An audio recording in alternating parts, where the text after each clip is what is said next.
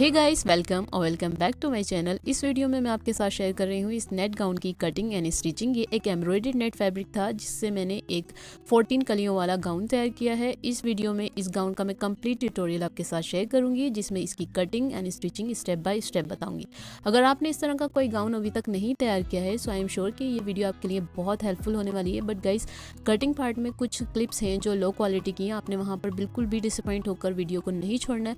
आपने बस प्रोसेस को अच्छे से समझना है। प्रोसेस आपको सारा बहुत इजीली समझ आ जाएगा।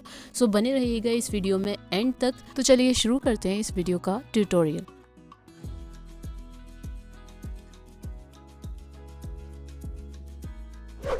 गाइस, यहाँ पर मैंने टोटल नेट फैब्रिक 5.5 मीटर्स लिया है और मेरा फैब्रिक कुछ इस तरह है। इसमें एक साइड में बॉर्डर बना हुआ है और दूसरे साइड में ऑल ओवर एम्ब्रॉयडरी की हुई है। सो गाइस, आपको गाउन के लिए दो तरह के नेट फैब्रिक मिल जाएंगे। जो दूसरे टाइप वाला फैब्रिक होगा उसमें आपको दोनों ही साइड में बॉर्डर मिलेगा। सो गाइस, वो बेहतर रहता है गाउन क्रिएट करने के लिए क्योंकि उसमें वेस्टेज कम होती है। बट उसकी कटिंग इस वाले गाउन से अलग होती है। और गाइस, यहाँ पर मैंने 1.5 मीटर फैब्रिक अलग कर लिया है जिसमें हम अपनी स्लीव्स और योक की कटिंग करेंगे। तो आपने 1.5 मीटर फैब्रिक को अलग कर लेना है और 4 मीटर में हम कलियां कट करेंगे।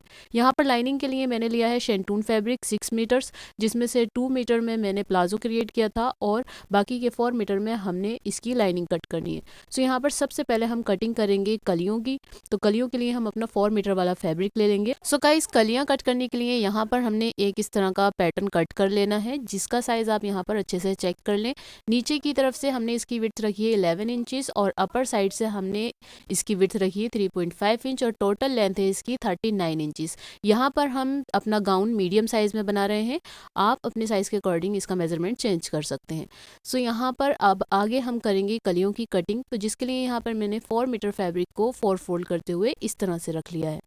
इस तरह से रखने के बाद हमने अपना पैटर्न लेना है और उस पैटर्न की हेल्प से हम इसकी कटिंग करेंगे। पैटर्न को सीखने के लिए अलग से एक वीडियो चाहिए तो अभी वीडियो में आगे बढ़ने से पहले मुझे कमेंट सेक्शन में बताएं। इंशाल्लाह इस टॉपिक पर मैं एक सेपरेट वीडियो बनाऊंगी ताकि आप अपने साइज के अकॉर्डिंग इस पैटर्न को बना सकें। आगे बढ़ते हैं इस वीडियो में। हमने जो 4 फोल्डेड फैब्रिक किया है उसका जो ओपन साइड है वहां से हमें स्टार्टिंग करनी है। तो हम वहां पर इस कली के पैटर्न को इस तरह से रख लेंगे और जो बंद साइड है हमें वहां से स्टार्टिंग इसकी नहीं करनी है। इस तरह से इसे रखने के बाद हम मिल्टन की हेल्प से सारी मार्किंग कर लेंगे। जिस तरह से हमारा शेप है इस कली का, इस पैटर्न का, हमें उसे फॉलो करते हुए इस पर मार्किंग कर लेनी है। यहाँ पर मैंने चौक से काफी अच्छी तरह से मार्किंग की है बट नेट फैब्रिक होने की वजह से चौक के पार्टिकल्स लेयर बाय लेयर नीचे की तरफ चले गए हैं और जो इसकी पिगमेंट है वो अच्छे से विजिबल नहीं हो पाई है, बहुत ज़्यादा लाइट हो गई। खैर, इतनी भी लाइट नहीं हुई थी कि मैं इसकी कटिंग ना कर पाऊँ। कटिंग ईजिली हो गई थी इसकी, बस कैमरा में ही अच्छे से विजिबल नहीं हो पा रही है।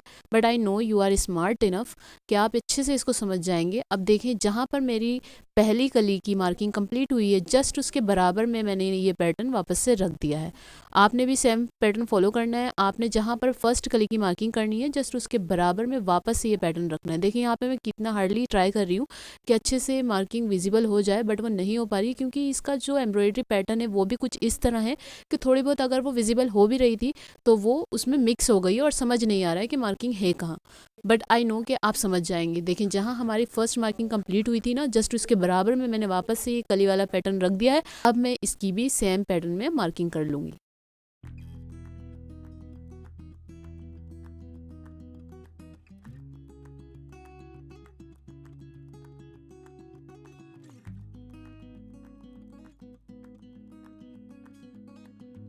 सो guys, as you can see यहाँ पर हमारी सेकंड कली की मार्किंग भी कंप्लीट हो गई है। अब हम अपनी थर्ड कली के लिए मार्किंग करेंगे। सेकंड कली की मार्किंग हमारी जहाँ पर एंड हुई है नीचे की तरफ आप देख सकते हैं कि बॉर्डर के पास से मैं मैच कर रही हूँ इसे, जहाँ पर 11 इंचेस लिखा हुआ है।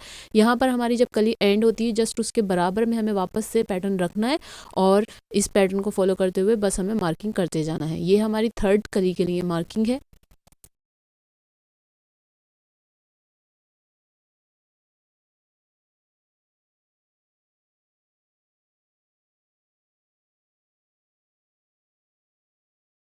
यहाँ पर हमने इस तरह से अपनी 3 कलियां मार्क कर ली हैं। अब इसके बाद हम अपनी 4th कली मार्क करने के लिए अपने पैटर्न को बीच से इस तरह फोल्ड कर लेंगे क्योंकि हमारे बॉर्डर का जो फैब्रिक है अब इतना स्पेस नहीं है वहाँ पर कि हम अपनी 4th कली को इस पैटर्न को ओपन करके मार्क कर लें। तो आपने भी इसी तरह से अपने पैटर्न को बीच से फोल्ड कर लेना है और यहाँ पर ध्यान दें कि इसे किस तरह रखना है। अपने पैटर्न को नीचे की तरफ से वहाँ रखना है जहाँ पर आपकी 3rd कली की एंड हुई है और ऊपर की तरफ से आपको फैब्रिक की एंड से इसे मिलाते हुए रखना है। तो इस तरह से मार्क करेंगे आप तो कोई भी प्रॉब्लम नहीं आएगी। नीचे से आपको वहाँ से इसे मिला देना है जहाँ पर आपकी थर्ड कली एंड हुई थी। तो गाइज़ इस तरह से मार्किंग करने के बाद हमारे पास टोटल 14 कलियाँ अवेलेबल होंगी, क्योंकि हमने जो मार्किंग की है 3 कलियों की, उनमें हमने कंप्लीट कली का पैटर्न ड्रॉ किया है, और जो 4th नंबर की कली हमने मार्क की है वो हमने अपने पैटर्न को डबल फोल्ड करते हुए की है। तो आप 3 कलियों को 4 से डिवाइड करेंगे, लास्ट वाली कली को 2 से डिवाइड करेंगे, तो हमारे पास टोटल 14 कलियाँ अवेलेबल होंगी। ये मैंने जो कुछ भी बताया, अगर आपको इतना सब कुछ समझ नहीं आया तो आपको मैथमेटिक्स में फंसने की बिल्कुल भी ज़रूरत नहीं है। बस जो कुछ भी मैंने यहाँ पे प्रोसेस आपको समझाया है, आपको सेम प्रोसेस फॉलो करना है और आपके पास 14 कलियाँ अवेलेबल होंगी। सो गाइस यहाँ पर सारी ही कलियों की मार्किंग कंप्लीट हो गई थी। अब इसके बाद मैंने कलियों की कटिंग शुरू कर दी है। सो गाइस जब आपकी कलियों की सारी ही मार्किंग कंप्लीट हो जाएगी, उसके बाद जो पैटर्न आपका आपके फैब्रिक पर ड्रॉ होगा वो सारा ही पैटर्न आपने बस सीजर से कट कर लेना है। So simple. अब यहाँ पर जो भी मैं कटिंग कर रही हूँ, मार्किंग के दौरान आपको जो कुछ समझ नहीं आया था वो कटिंग के टाइम पर आपको समझ आ जाएगा।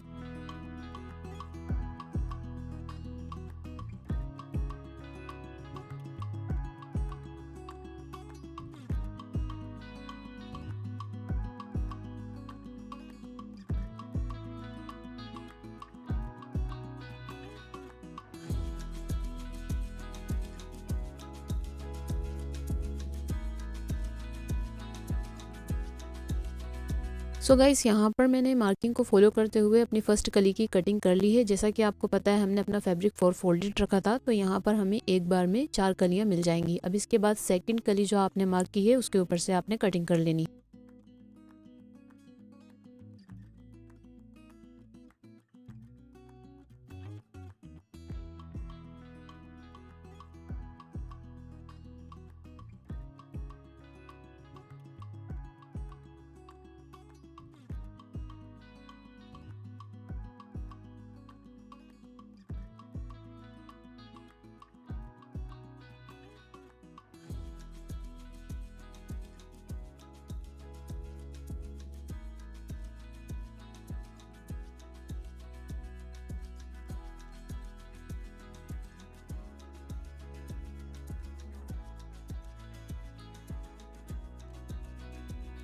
यहाँ पर हमने अपनी सेकंड कली की मार्किंग भी कट कर ली है। अब इसके बाद जो हमने पहले वाली मार्किंग कट की थी उसे और इसे मिलाने के बाद हमारे पास 8 कलियाँ तैयार हैं। अब इसके बाद हम अपनी थर्ड कली की कटिंग भी कर लेंगे।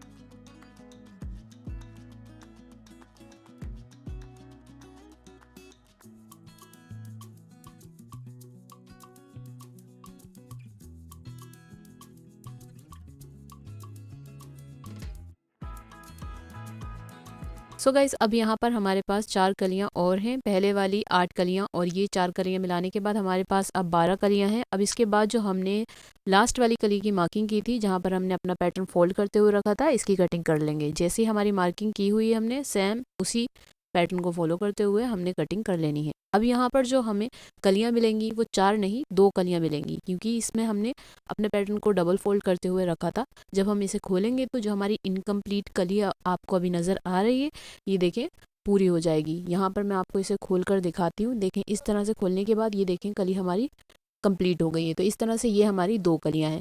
पहले वाली 12 और 2 ये कलियां मिलाने के बाद टोटल हमारे पास 14 कलियां अब मौजूद हैं। अब हम इन सारी कलियों को अटैच कर लेंगे। बहुत सिंपल है इन्हें अटैच करना, नीचे की तरफ से आपको इन्हें अटैच करते हुए आना है। अब इसके बाद हम यहाँ पर इसकी लाइनिंग की कटिंग करेंगे। तो जो हमारा फैब्रिक था उसे हमने डबल फोल्ड करते हुए इस तरह से रख लिया है। ये देखें यहाँ पर ये डबल फोल्ड फैब्रिक है और इसे हम इस तरह से रख लेंगे, और जो एक्स्ट्रा फैब्रिक होगा हमारा उसे इस तरह छोड़ देंगे, एक तरफ ऐसे ही छोड़ देंगे। अब इसके बाद हमने इसे जहाँ हमारा ओपन साइड है यहाँ से ये कॉर्नर पकड़ना है और इसे उठाकर वहाँ मिला देना है। यानी कि हमें एक तिरछा फैब्रिक बना लेना है। सो गाइस यहाँ पर मैं आपको अभी इसे प्रैक्टिकली कर बताती हूँ। ये देखें, इस तरह से इसे उठाना है और लास्ट वाले कॉर्नर पर फिंगर रखते हुए इसे इस तरह से मिला देना है। तो इस तरह से हमारे पास एक ट्रायंगल बन जाएगा। अब यहाँ पर हम सबसे पहले अपने घेरे की कटिंग कर रहे हैं। योक की कटिंग हम बाद में करेंगे, पहले हमने कलियाँ कट की हैं, इसलिए हम घेरे की लाइनिंग कट कर रहे हैं।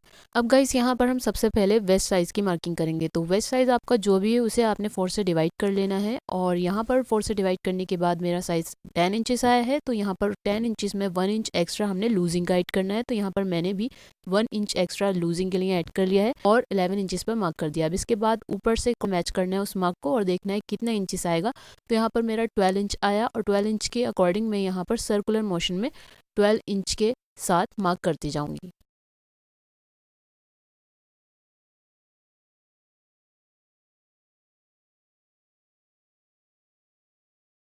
सो इसी के साथ ही गाइस यहाँ पर हमारी वेस्ट साइज़ की मार्किंग कंप्लीट हो गई है। अब हमने लेंथ के लिए मार्क करना है। तो हमारी मार्किंग के ऊपर से हमने इंच टेप रखना है लेंथ में और यहाँ पर हम अपने गाउन की लेंथ, जो हमारी कली की लेंथ रखी थी हमने, उससे 1 या 2 इंचेस कम हमें यहाँ पर लेंथ रखनी है इसकी। तो यहाँ पर मैं 38 इंचेस रख रही हूँ क्योंकि मेरी कली की जो लेंथ थी 39 इंच थी। इसे नीचे से फोल्ड करने के बाद 1 इंच फोल्ड कर दूंगी, उसके बाद ये 37 इंचेस रह जाएगा। अब इसके बाद हमने 39 इंच को इस तरह से सर्कुलर मोशन में मार्क करते जाना है। ऊपर जो हमारा वेस्ट का मार्क लगा हुआ है उसके ऊपर हमने इंच टेप रखना है और नीचे की तरफ लेंथ के लिए हमें 38 इंचेस पर इस तरह से मार्क कर देना है।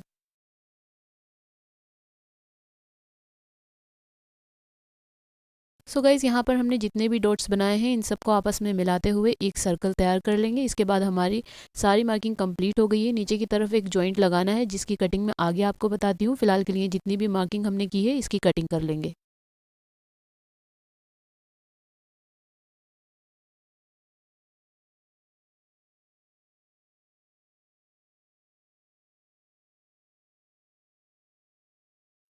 सो गाइस यहाँ पर हमारी कटिंग कंप्लीट हो गई है इसकी। अब हमने इसमें एक जॉइंट लगाना है। देख सकते हैं आप ऊपर की तरफ फैब्रिक अधूरा है तो यहाँ पर हम एक जॉइंट लगाएंगे। तो सबसे पहले नीचे वाले फैब्रिक को इसके ऊपर हम फोल्ड कर देंगे इस तरह से। अब इसके बाद जो रिमेनिंग फैब्रिक है हमारा, उसमें आप एक पट्टी देख सकते हैं साइड में। हम यहाँ से इसमें जोड़ लगाना शुरू करेंगे। अगर हम इस तरीके से जोड़ लगाएंगे तो हमारा फैब्रिक ये वाला भी और रैब में बनेगा। तो इसलिए आपको जॉइंट लगाते वक्त इस बात का खास ख्याल रखना है। तो हम 1 इंच नीचे की तरफ दबाते हुए इस फैब्रिक को रख लेंगे ताकि वो फैब्रिक हमारा स्टिचिंग के लिए रहे। अब इसके बाद ऊपर की तरफ से कटिंग कर देनी है।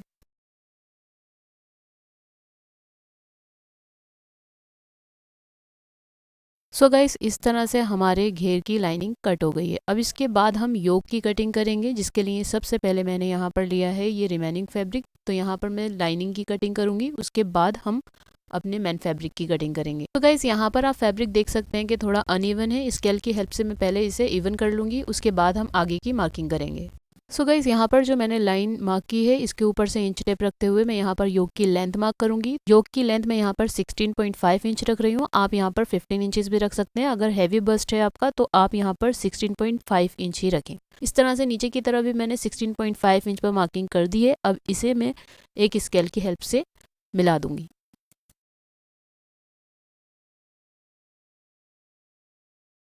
सो गाइस यहाँ पर अब मैं शोल्डर के लिए मार्किंग कर रही हूँ। 7 इंच पर मैंने यहाँ पर शोल्डर्स रखे हैं। इस तरह से 7 इंच पर मार्क करने के बाद अब मैं यहाँ पर आर्म होल की लेंथ रख रही हूँ, जिसे मैंने 7.5 इंच पर रखा है। 7.5 इंच पर मार्क करने के बाद एक क्रॉस बना लूँगी। अब यहाँ पर हम अपने बस्ट की मार्किंग करेंगे। तो जो भी आपका बस्ट साइज़ है आपने वो यहाँ पर रख लेना है। 10.5 इंच यहाँ पर मैंने मार्क किया है और इसमें अब मैं यहाँ पर 2 इंचज़ एक्स्ट्रा मार्जिन ऐड कर दूँगी स्टिचिंग के लिए। अपने वेस्ट के लिए मार्किंग करेंगे। यहाँ पर भी आपने अपना साइज़ रख लेना है। यहाँ पर 9.5 इंच मैंने रखा है और उसके बाद 2 इंचेस एक्स्ट्रा मार्जिन ऐड कर दिया है स्टिचिंग के लिए। अब इसके बाद हमारी जितनी भी मार्किंग है उसे एक स्केल की हेल्प से मिला देंगे। तो यहाँ पर हम एक स्टिचिंग के लिए लाइन बना रहे हैं और दूसरी लाइन हमारी कटिंग के लिए है।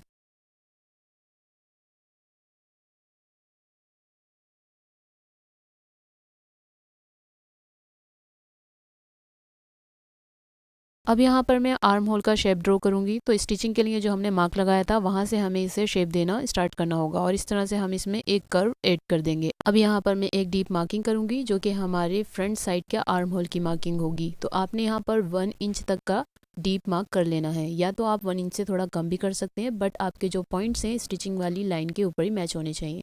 अब इसके बाद ऊपर की तरफ से यहाँ मैंने 1/2 इंच पर मार्क लगाया और इसे यहाँ तिरछा मिलाते हुए शेप दे दूंगी, तो ये हमारे शोल्डर के लिए मार्किंग हो जाएगी।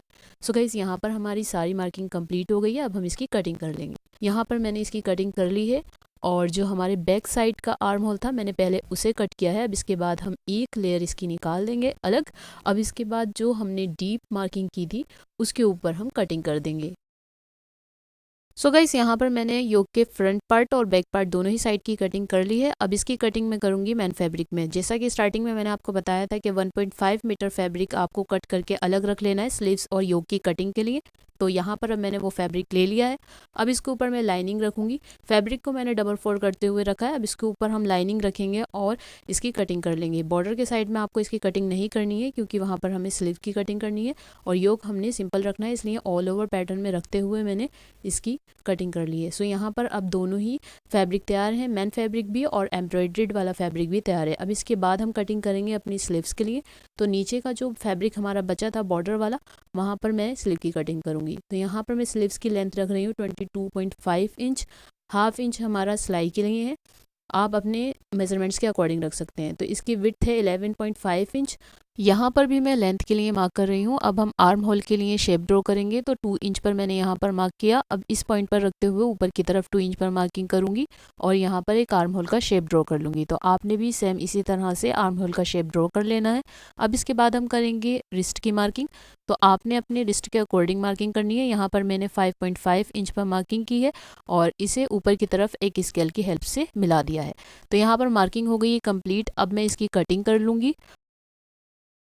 तो यहाँ पर मैंने इसकी कटिंग कर ली है और साथ ही लाइनिंग की भी कटिंग कर ली है। अगर आप भी लाइनिंग लगाना चाहते हैं तो लाइनिंग की कटिंग कर लें फिर मैन फैब्रिक रखते हुए। सो गाइस, अब हम स्टार्ट करेंगे इसकी स्टिचिंग। कटिंग होती है हमारी कंप्लीट। यहाँ पर मैंने सारी ही कलियां अटैच कर ली हैं। बहुत सिंपल है इन्हें अटैच करना। बस 1 बाय 1 आपने कलियां पिक करनी है और उन्हें नीचे की तरफ से जहाँ एम्ब्रॉयड्रीड बॉर्डर है वहां से आपने इसे स्टिच करना शुरू करना है। नीचे की तरफ स्टिचिंग शुरू करने का फ़ायदा ये होगा कि आपका जो बॉर्डर है वो अनइवन नहीं होगा। जितनी भी प्रॉब्लम होनी होगी ना वो ऊपर की तरफ निकल जाएगी। मैं आगे आपको बताती हूँ कि मैं क्या कहना चाह रही हूँ। अभी के लिए आप चेक करें कि इसका लुक कुछ इस तरह लग रहा है। सारी कलियाँ जुड़ने के बाद नीचे की तरफ से हम इसे सिंपली फोल्ड कर देंगे और देखें ये यहाँ पर ये सारी कलियाँ अनइवन हो गई हैं। जब आप ऐसा कुछ फेस करें तो आपने बिल्कुल भी परेशान नहीं होना है क्योंकि ये ऑलमोस्ट सबके साथ ही ऐसा होता है। तो जब सारी कलियाँ अटैच हो जाएंगी उसके बाद आपने करना ये है कि जो आपका एक्चुअल साइज है जितना आपने रखा था वो वाले साइज वाली जो कली होगी आपने बाकी सारी कलियों की कटिंग करते हुए सारी ही कलियों को उसके साइज का कर देना है। आई होप कि क्लियर हो गया होगा कि मैं क्या कहना चाहती हूँ। सो इस प्रॉब्लम को जब आप फेस करें आपने बिल्कुल भी परेशान होने की ज़रूरत नहीं है। देखिए यहाँ पर मैंने सारी कलियों को इवन कर लिया है, इसकी कटिंग कर दी है। सो गाइस, यहाँ पर अब हमारी कलियाँ सारी अटैच हो गई हैं। तो इस तरह से मैन फैब्रिक में हमारा जो नीचे का घेर है वो कंप्लीट हो गया। अब इसके बाद हम इसमें जॉइंट करेंगे हमारी लाइनिंग। तो जी यहाँ पर मैंने लाइनिंग रख ली है। पता नहीं लाइनिंग रखती हूँ जैसे ही तो सारी वीडियो ब्लर सी हो जाती है, अजीब सी लो क्वालिटी जैसा फील होता है, बट प्लीज़ मैनेज कर लें इसे। तो यहाँ पर ये देखें हमने जॉइंट सबसे पहले जॉइंट अटैच कर लिया है इसमें, जो मैंने कटिंग के टाइम पर आपको बताया था, और साइड से भी इसमें सिलाइयाँ लगा दी हैं दोनों ही साइड पर। इस तरह से आपने दोनों ही साइड पर इसमें सिलाइयाँ लगा देनी है और जॉइंट अटैच कर लेना है। अब इसके बाद हम नीचे से इसे फोल्ड कर देंगे। तकरीबन 1 इंच हमने इसमें फोल्ड कर देना है नीचे की तरफ से, और ऊपर की तरफ से आप देखिए दोनों ही हमारा मैन फैब्रिक और हमारी लाइनिंग का वेस्ट साइज सेम है। तो देखिए इस तरीके से आप काम करेंगे तो सारा ही वर्क आपका बहुत सही होगा। अब यहाँ पर हमने करना ये है कि हमारी जो लाइनिंग है उसे हमने टर्न कर लेना है राइट साइड से। तो इस तरह से मैं पहले इसे टर्न कर लूँगी।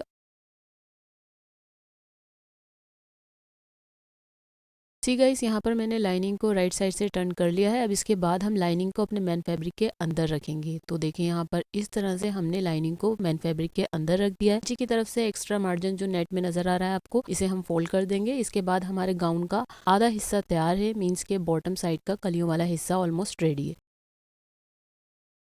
अब इसके बाद हम तैयार करेंगे अपने गाउन का योक। योक मैंने यहाँ पर दोनों ही साइड के ले लिए हैं, जिसमें सबसे पहले हम तैयार करेंगे फ्रंट साइड, और फ्रंट साइड में हम पहले तैयार करेंगे नेक। किसी भी तरह की बुकरम या फ्यूज पेपर का यूज़ नहीं करेंगे, जस्ट हम अपने लाइनिंग से ही इसका नेक तैयार करेंगे। तो सबसे पहले हमने अपनी लाइनिंग लेनी है और उसे डबल फोल्ड कर लेना है इस तरह से, और उसके बाद हम करेंगे नेक के लिए मार्किंग। यहाँ पर मैं नेक की विड्थ रख रही हूँ 3 इंचेस और नीचे की तरफ मैं 3 इंच पर मार्क कर दूंगी। अब नेक की लेंथ में रख रही हूँ 6 इंच, जो रेडी होने के बाद रहेगा 5.5 इंच, और विड्थ हमारी जितनी हमने अभी रखी है इतनी ही रहेगी। आप अपनी प्रेफरेंस के अकॉर्डिंग यहाँ पर मेजरमेंट चेंज भी कर सकते हैं। यहाँ पर मैंने एक बॉक्स रेडी कर लिया है और इस बॉक्स की हेल्प से मैं यहाँ पर एक राउंड शेप ड्रॉ कर लूंगी।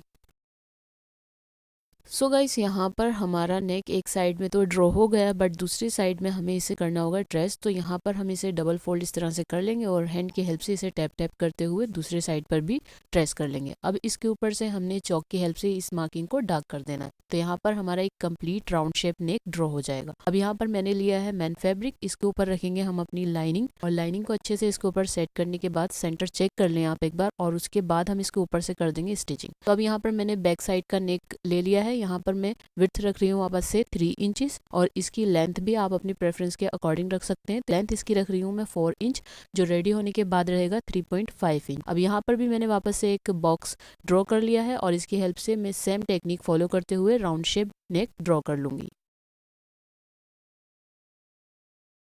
अभी गाइस, आप नीचे की तरफ ट्रायंगल में मार्किंग देख रहे होंगे, वो प्लेट्स के लिए हैं जिससे फिटिंग बहुत अच्छी आती है। मैं उसे एक्सप्लेन करना भूल गई थी, बट डोंट वरी, आगे वीडियो में मैंने वापस से उसे अच्छे से एक्सप्लेन किया है। सो गाइस, यहाँ पर मैंने दोनों ही नेक पर स्टिचिंग लगा दी है। ये हमारे फ्रंट साइड का नेक है। आप देख सकते हैं कि इस पर मैंने बारीक बखिया से स्टिचिंग लगा दी है। 2 पॉइंट्स का मार्जिन ऐड करते हुए आपको इसकी कटिंग कर लेनी है और छोटे छोटे से कट्स लगा देने। बी केयरफुल, कट्स लगाते वक्त थोड़ा ध्यान रखें ताकि आपकी सिलाई कट ना हो। अब इसके बाद हम इसे टर्न कर लेंगे। सो गाइस, टर्न करने के बाद आपने नेक के ऊपर टॉप स्टिच लगा देनी है। इस तरह से आपके दोनों ही साइड के नेक तैयार हो जाएंगे। अब इसके बाद मैं आपको बताती हूँ उन प्लेट्स को मेजरमेंट करने का तरीका। तो इस तरह से आपने डबल फोल्ड करते हुए अपने योक रख लेने हैं। अब हमने यहाँ पर सेंटर से इंच टेप रखना है और 3 इंच पर मार्क कर देना है। अब इस पॉइंट पर हम इंच टेप रखते हुए 1 इंच पर मार्क कर देंगे। अब यहाँ सेंटर में हमें हाफ इंच पर मार्क करना है, और बीच वाली जो सेंटर वाली मार्किंग की है उस पर इंच टेप रखते हुए ऊपर की तरफ 3 इंच पर मार्किंग कर देंगे। अब सेंटर में हम एक स्ट्रेट लाइन ड्रॉ कर लेंगे, और जो हमारे साइड्स वाले 2 पॉइंट्स हैं उन 2 पॉइंट्स को ऊपर वाले पॉइंट से मिला देंगे। इस तरह हमारी प्लेट की मार्किंग कंप्लीट हो जाएगी। ये स्टिचिंग के बाद बहुत अच्छा लुक प्रोवाइड करती हैं फिटिंग में, तो आप ज़रूर बनाइएगा ये। इसकी स्टिचिंग भी बहुत सिंपल है, बस आपने इस तरह से इसे उठाना है और नीचे की तरफ से स्टिचिंग करते हुए जाना है। इस तरह आपकी इसकी स्टिचिंग भी बहुत ईजिली हो जाएगी। सो गाइज, इस तरह से आपको 4 मार्किंग करनी है। इसकी बैक साइड में भी एक करेंगे, और हमारा जो दूसरा योक है उसमें भी आपने सेम मार्किंग करते हुए उसकी स्टिचिंग कर लेनी है। सो गाइज, यहाँ पर मैंने इसकी स्टिचिंग कर ली है। अब इसका बैक साइड आप चेक करें कि बैक साइड से ही इस तरह से लगेगा। सो गाइस, चलते हैं अब हम अपने नेक्स्ट स्टेप की तरफ। तो यहाँ पर शोल्डर्स अटैच करने से पहले आप देख सकते हैं कि बैक साइड के सेंटर में मैंने एक जिप अटैच कर दी है। ये टोटली ऑप्शनल है। अगर आप लगाना चाहते हैं तो यूट्यूब पर कोई भी जिप ट्यूटोरियल आप देख सकते हैं किस तरह से अटैच करना है, अदरवाइज आप स्किप भी कर सकते हैं। तो यहाँ पर शोल्डर्स अटैच करने से पहले नीचे की तरफ मैं एक मार्किंग कर रही हूँ 1 इंच पर। ये गाइस बहुत इंपॉर्टेंट है ताकि आपका जो गाउन है नीचे की तरफ साइड से लटके ना, इसलिए ये मार्किंग करना और इसकी कटिंग करना बहुत ज़्यादा ज़रूरी है।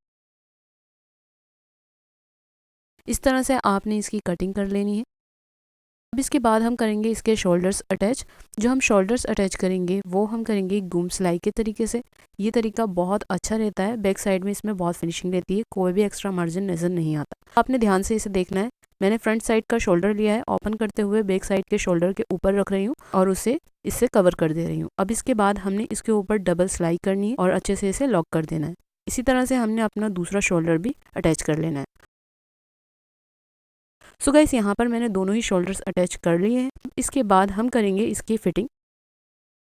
सो गाइस, यहाँ पर अब आपने इसकी फिटिंग कर लेनी है और साथ ही इसकी स्लीव्स भी अटैच कर लेनी है। आप चाहें तो पहले इसमें स्लीव्स अटैच कर लें और उसके बाद आप इसकी फिटिंग कर लें। नॉर्मली आप जिस तरह से करते हैं उसी तरह से आपने यहाँ पर स्लीव्स अटैच करनी है और फिटिंग कर लेनी है। सो गाइस, चलिए मैं करती हूँ इसकी पहले स्लीव्स अटैच और उसके बाद इसकी फिटिंग करती हूँ। सो गाइस, यहाँ पर मैंने इसकी स्लीव्स भी अटैच कर ली हैं और इसकी फिटिंग भी कर दी है। अब आप चेक कर सकते हैं कि कितनी फिनिशिंग से हमारा योक तैयार है। सो गाइस इस स्टेप पर हमारे पास इस तरह से दो पार्ट्स रेडी हैं, एक हमारा कली वाला घेर और एक हमारा बॉडी पार्ट। अब बस हमने इन दोनों को आपस में ज्वाइन करना है और इसके बाद हमारा गाउन रेडी है। इसे आपस में अटैच करना भी बहुत सिंपल है, अभी प्रैक्टिकली आपको मैं करके बताती हूँ। देखिए इस तरह से आपने अपना कली वाला घेर बॉडी पार्ट के ऊपर अपोजिट साइड से रखना है।